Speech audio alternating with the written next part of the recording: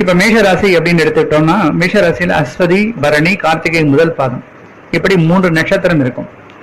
ஒருவேளை சூரியன் அஸ்வதி முதல் பாதத்துல அமைய பெற்று சந்திரன் கார்த்திகை முதல் பாதத்துல அமைய பெற்றா பிரச்சனை கொடுக்காது.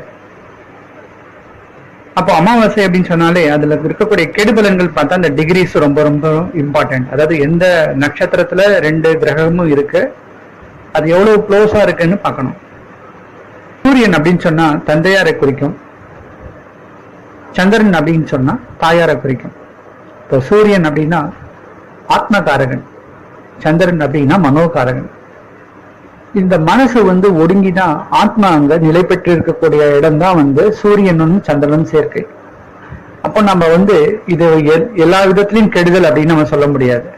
இப்போ சூரியன் ரொம்ப ஸ்ட்ராங்கா இருக்கு, சந்திரன் சூரியனோட ஒடுங்கிடுறது. அப்ப மனசு ஒடுங்கி